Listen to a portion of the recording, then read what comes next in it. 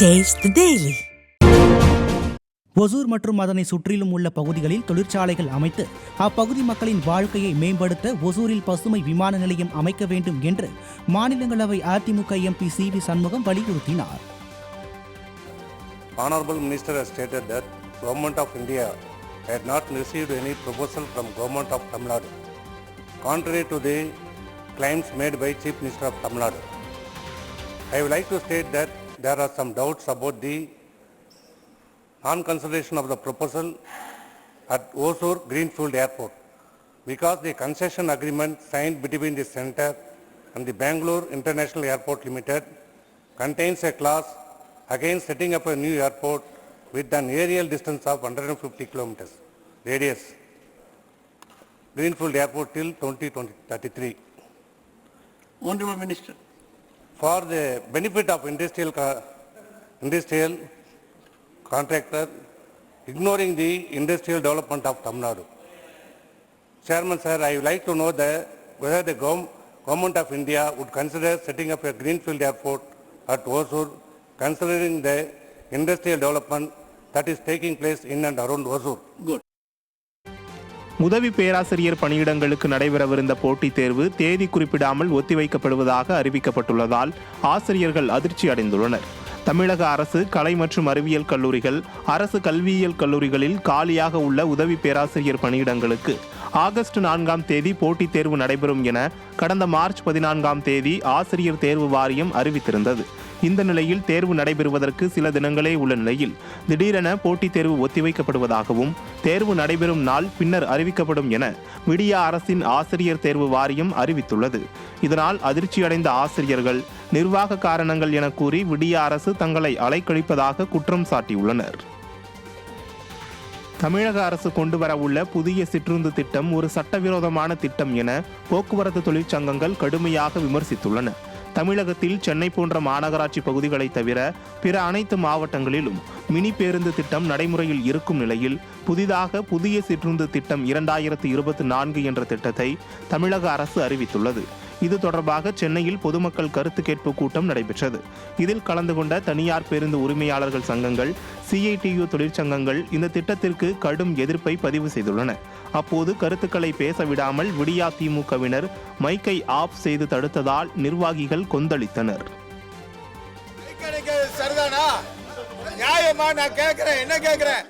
எங்களோட கருத்தை கேட்கறீங்க, கேட்கும்போது மைக் அணைக்கிறதுங்கிறது மைக்கில் பேச முடியாது.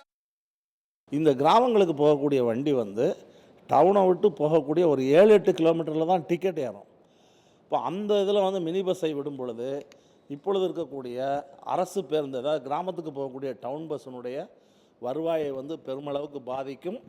அந்த டவுன் பஸ்ஸும் இல்லாமல் போகிறதுக்கான வாய்ப்பு என்பதையோடு இது ஒரு மறைமுகமான தனியார்மய நடவடிக்கையில் இன்றைக்கு தமிழக அரசு இயங்கியிருக்குது. இது சட்ட ரீதியான பிரச்சனைகள் நிறையாக இருந்தாலும் கூட இது அரசு போக்குவரத்து கழகங்களை அழிப்பதற்கான ஒரு நடவடிக்கையாகத்தான் நாங்கள் பார்க்குறோம்.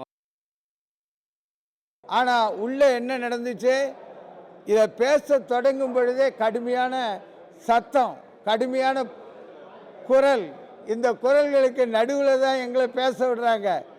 எங்களுடைய கருத்துக்களை கேட்பதற்கு முன்னால் தடுத்து நிறுத்திட்டாங்க. அதை தடுத்து நிறுத்துறதுக்கு மேலே நாங்கள் பேசக்கூடிய எங்கள் கருத்துக்களை எழுத்துப்பூர்வமாகவும் கொடுத்துருக்கோம்.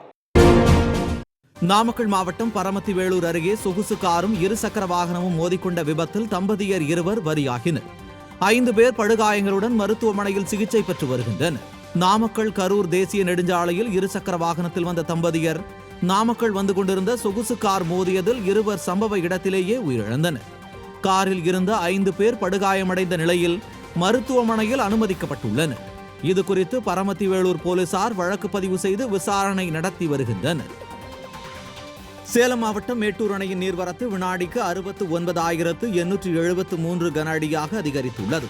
காவிரி நீர்பிடிப்பு பகுதிகளில் தென்மேற்கு பருவமழை தீவிரமடைந்துள்ளதால் கர்நாடக அணைகளான கபினி மற்றும் கிருஷ்ணராஜசாகர் அணைகள் முழு கொள்ளளவை எட்டியுள்ளது. இதனால் அந்த அணைகளில் இருந்து உபரி நீர் திறக்கப்பட்டுள்ளதால் மேட்டூர் அணைக்கு நீர்வரத்து அதிகரித்துள்ளது. குடிநீர் தேவைக்காக வினாடிக்கு 1000 கன அடி நீர் வெளியேற்றப்பட்டு வரும் நிலையில் நீர்வரத்து தொடர்ந்து அதிகரித்து வருவதால் மேட்டூர் அணையின் நீர்மட்டம் 100 அடியை எட்டும் என அதிகாரிகள் தெரிவித்தனர்.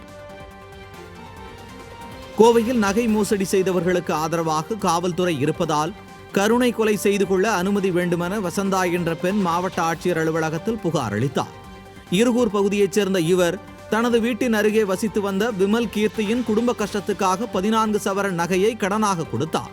ஆனால் 3 ஆண்டுகளாகியும் நகையை திருப்பித் தராமல் ஏமாற்றும் விமல் கீர்த்திக்கு ஆதரவாக காவல்துறையினர் இருப்பதால் தனக்கு நியாயம் கிடைக்கும் என்ற நம்பிக்கை போய்விட்டதாக வசந்தா கூறியுள்ளார்.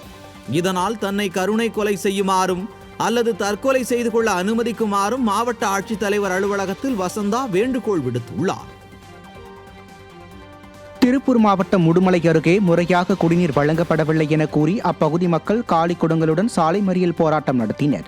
உடுமலை அடுத்துள்ள குட்டியன் கவுண்டனூர் கிராமத்தில் வசித்து வரும் 200க்கும் மேற்பட்ட குடும்பத்தினர் தங்களுக்கு 15 நாட்களாக குடிநீர் வழங்கப்படாததால் சாலை மறியலில் ஈடுபட்டனர். அப்போது அந்த வழியாக வந்த அரசு பேருந்தை அவர்கள் சிறைப்பிடித்ததால் பரபரப்பு நிலவியது. குட்டிய கவுண்டனூரை போல உரல்பட்டி, ஆண்டிய கவுண்டனூர், ஜக்கம்பாளையம், கிழவன் காட்டூர் போல் பல்வேறு கிராமங்களில் முறையாக குடிநீர் வழங்கப்படவில்லை என புகார் கூறப்படுகிறது.